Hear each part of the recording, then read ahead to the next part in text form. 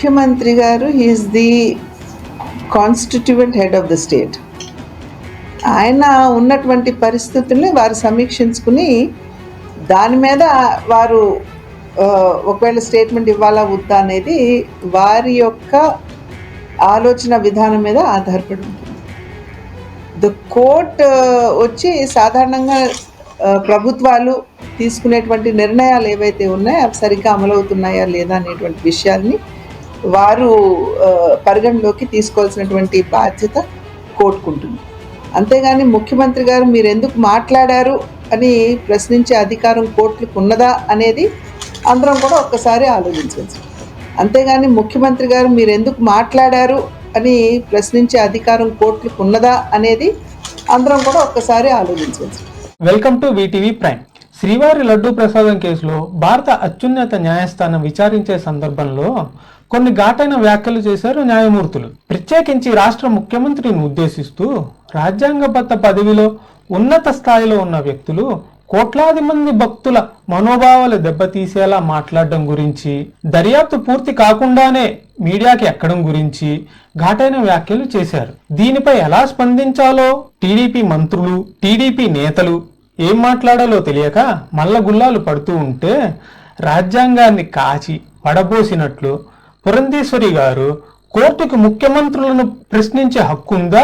CM రాజ్యాంగ పరంగా రాష్ట్రాధినేత సమీక్షలు చేసి కమెంట్స్ చేస్తారు. అంతేకాని సీఎంని ఎందుకు మాట్లాడారు అని ప్రశ్నించే అధికారం కోర్టులకు ఉందా అనేది అందరూ ఆలోచించాలి అని సంచలన వ్యాఖ్యలు చేశారు. ఈ వ్యాఖ్యలపై మాట్లాడడానికి మనతో శ్రీ పి. విజయబాబు గారు, సీనియర్ సంపాదకులు, మాజీ ఆర్టీఐ కమిషనర్, జ్యూరిస్ట్ ఉన్నారు.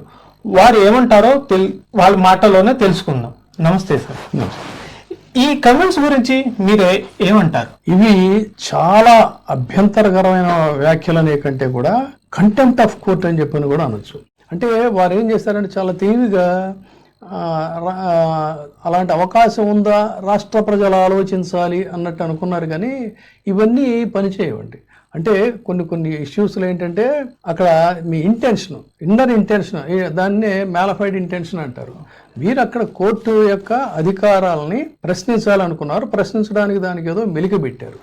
మెలికబెట్టి మాట్లాడిన ఇఫ్లు బట్టులు ఇలాంటివి అన్నా, అన్యాపదేశంగా అన్నా, కొన్ని కేసుల్లో అయితే సంజ్ఞల ద్వారా చేసినా కూడా అవి దీనికి ఎందుకు వస్తాయి. అట్లాగే ఇక్కడ వారు మాట్లాడింది పూర్తిగా ఏ విధంగా అనేది చెప్పడానికి నేను అంతకంటే ముందు మనం తెలంగాణలో ఇటీవల తాజాగా జరిగిన ఒక ఇది చెప్తా.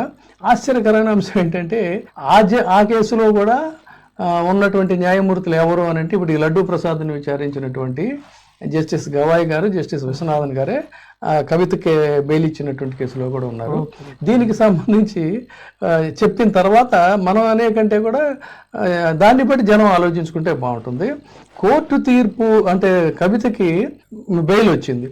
బెయిల్ వచ్చిన తర్వాత ఆ కోర్టు తీర్పు అనంతరం ఏంటంటే తెలంగాణ ముఖ్యమంత్రి రేవంత్ రెడ్డి గారు మాట్లాడుతూ 2024 లోక్సభ ఎన్నికల్లో బీఆర్ఎస్, బీజేపీలు కలిసిపోయారు, వీళ్ళు కలిసి పనిచేశారు, వాళ్ళకు కుదిరినటువంటి ఒప్పందం వల్లే కవితకి బెయిల్ వచ్చింది అనేటువంటి రీతిలో వారు వ్యాఖ్యానించారు. ఆ విమర్శలని సుప్రీంకోర్టు చాలా తీవ్రంగా పరిగణించింది. పరిగణించడమే కాదు, తీవ్రంగా మందలించినటువంటి స్థితిలో వారు ప్రకటనలు చేశారు. ఇలాంటి ప్రకటనలు ప్రజల్లో భయాందోళనలు సృష్టిస్తాయి. ఇది రాజకీయ పార్టీలతో సంప్రదించి మేము ఆదేశాలు జారీ చేస్తామా అసలు అనేటువంటి దీన్ని తీవ్రమైనటువంటి ఒక అసంతృప్తిని కూడా వారు చాలా సీరియస్గా వ్యక్తం చేశారు కోర్టు వారు. అయితే ఈ సీరియస్నెస్ని గమనించిన తర్వాత రేవంత్ రెడ్డి గారు ఒక రోజు తర్వాత ఏం చేశారంటే కోర్టుకి ఉన్నత న్యాయస్థానానికి క్షమాపణలు చెబుతూ ఎక్స్లో ఒక పోస్టు చేశారు.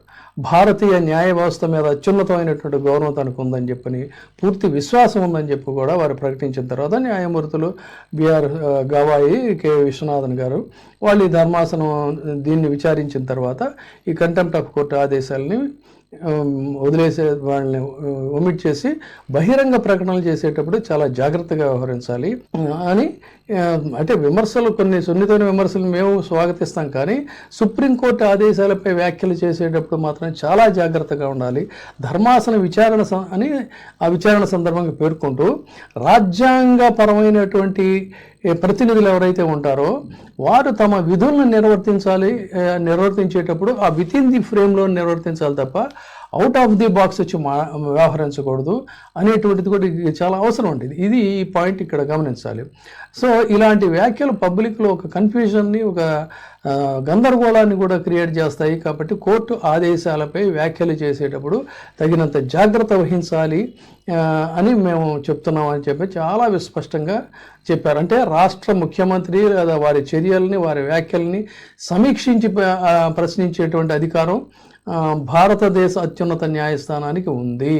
ప్రత్యేకించి ఈ వ్యాఖ్యలు రాజ్యాంగ హక్కులను ఉల్లంఘించేలా కానీ, చట్టబద్ధమైన పరిపాలన బలహీనపరిచేలా కనిపిస్తే కానీ అలాంటి కేసుల్లో మేము జోక్యం చేసుకోవచ్చు. ముఖ్యంగా ఫండమెంటల్ రైట్స్, ప్రాథమిక హక్కుల ఉల్లంఘన, ఒక ముఖ్యమంత్రి వ్యాఖ్యలు రాజ్యాంగంకి ఇచ్చినటువంటి హామీలను కనుక ఉల్లంఘించినట్లయితే సుప్రీంకోర్టు ఆ వ్యాజ్యాన్ని చేపడుతుంది. కోర్టు ధిక్కరణ, కంటెంప్ట్ ఆఫ్ కోర్టు, కోర్టు ధిక్కరణ వ్యాఖ్యలు న్యాయస్థాన నిర్వహణలో కనుక జోక్యం చేసుకుంటే, వాళ్ళ అధికారాలని అగౌరవపరిచేటువంటి రీతిలో ప్రశ్నిస్తే సుప్రీంకోర్టు చర్య తీసుకోవచ్చు. ప్రజా ప్రయోజనాల వ్యాజ్యం, PIL అంటే పబ్లిక్ ఇంట్రెస్ట్ లిటిగేషన్, ఆ పబ్లిక్ ఇంట్రెస్ట్ లిటిగేషన్ దీంట్లో కూడా వారి యొక్క విశ్వసనీయతకి పౌరులు పిల్ దాఖలు చేయవచ్చు. దాని మీద కోర్టులు స్పందిస్తాయి. ఇప్పుడు జరిగింది అదే కదా.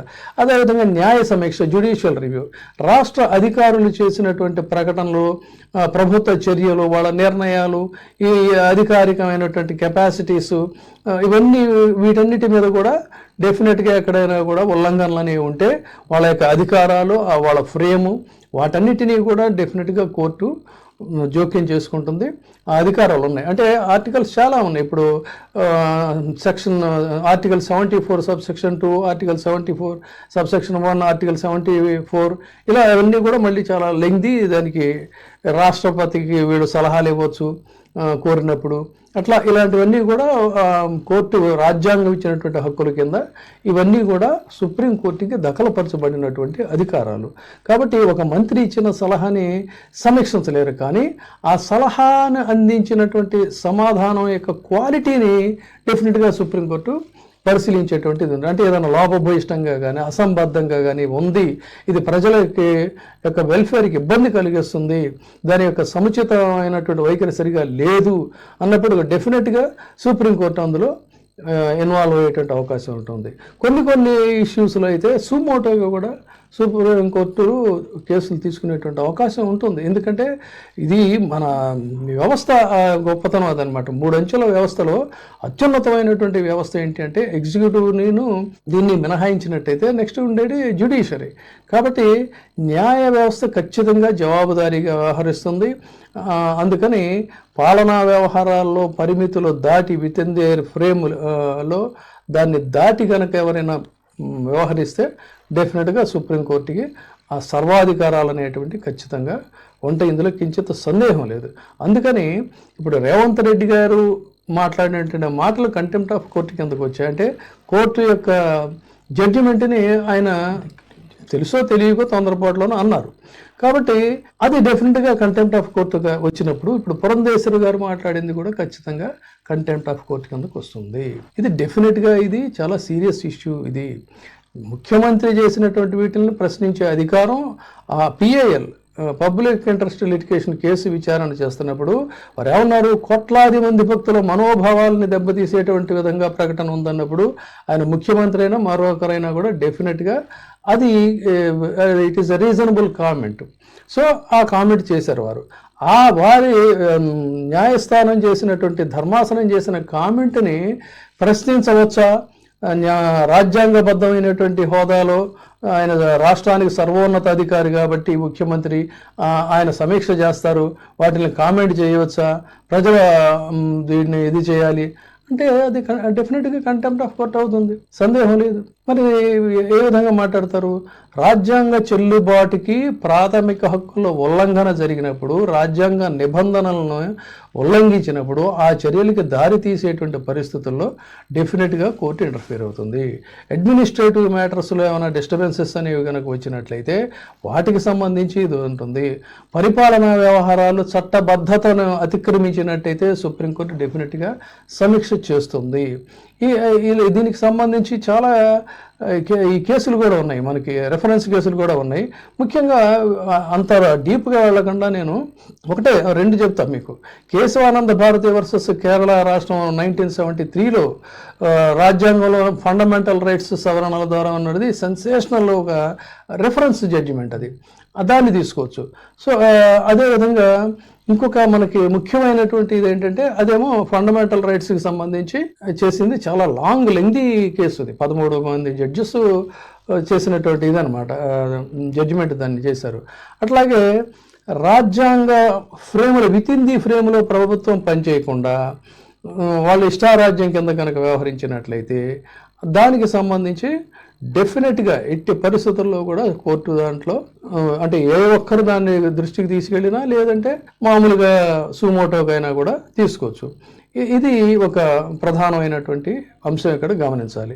సో అంటే ముఖ్యమంత్రి అయినా మరొకరైనా కూడా ఏంటంటే they are custodian of the state, అంతే తప్ప సర్వాధికారాలు మాకు ఉన్నాయి కాబట్టి మేమేం చేసినా కూడా చెల్లుతుంది, మేమేమైనా చేస్తాము, మేము చట్టానికి అతీతులం, రాజ్యాంగానికి అతీతులం, మేమంటూ ఒక రాజ్యాంగాన్ని రాసుకున్నాం అంటే కుదరదు అది. అందుకని ఇది పురంధేశ్వరి గారు చాలా తన యొక్క దీన్ని అతిక్రమించి రాజ్యాంగం యొక్క ఔచిత్యాన్ని సుప్రీంకోర్టు యొక్క ఔచిత్యాన్ని, సుప్రీంకోర్టు యొక్క ఔన్నత్యాన్ని వారు భంగపరిచేలాగా వ్యాఖ్యానించారు. అందుకని తక్షణం వారు మాట్లాడినటువంటి మాటలకి క్షమాపణ చెప్పాల్సినటువంటి అవసరం ఉంది. కాదన్నట్లయితే అది డెఫినెట్గా కంటెంప్ట్ ఆఫ్ కోర్ట్ అవుతుంది. థ్యాంక్ యూ అండి, మీ విలువైన సమయాన్ని కేటాయించి ఈ వ్యవహారం మీద మీరు 2 మాటలు మాట్లాడినందుకు ధన్యవాదాలు. అలానే మీరు ఎప్పుడు కూడా వీటీవీ ప్రైమ్ని సబ్స్క్రైబ్ చేసుకొని ఇలాంటి విషయాల కోసం మరిన్ని ఎదురు చూస్తూ ఉంటారని ఆశిస్తున్నా. ఇప్పుడే సబ్స్క్రైబ్ చేయండి, లైక్ చేయండి, షేర్ చేయండి. వీటీవీ ప్రైమ్, నీ ఉత్తమాభిరుచుల సమ్మేళనం.